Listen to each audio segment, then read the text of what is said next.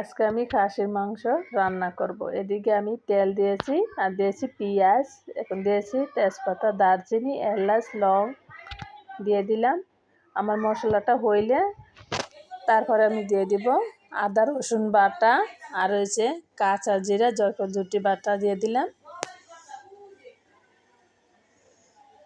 এখন মরিচের ফাঁকি দিয়ে দিব, জালটা একটু বেশি দিব, যেরকম জাল খান সেরকম আপনারা দিতে পারেন।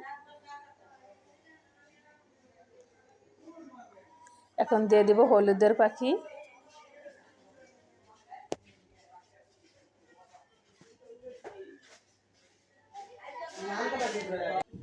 এখন দিয়ে দিলাম ধনিয়া পাখি দিয়ে দিলাম, এখন লবণ দিয়ে দিলাম। এখন ভালো করে আমি সব কিছু ভালো করে আমি কষায় নিব মশলাটা ভালো করে কষায়া এখন আমি খাসির মাংসটা দিয়ে দিব। আজকের রান্নার রেসিপি হয়েছে খাসির মাংস। খাসির মাংসটা ভালো করে আমি আবার কষাবো। এখন আমি ঢাকনা দিয়ে ডেকে দিব, ভালো করে আমি এই যে লাড়া দিলাম।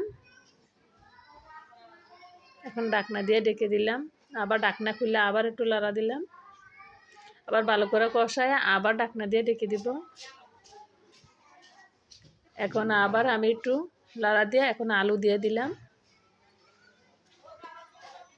এখন গরম পানি ইউজ করব, এই যে গরম পানি দিয়ে দিলাম। এখন আবার ঢাকনা দিয়ে ডেকে দিলাম। এখন ঢাকনা খুলে এখন টালা জিরা ফাঁকি দিয়ে দিলাম। ঝটপট হয়ে গেছে আমার খাসির মাংস রান্না।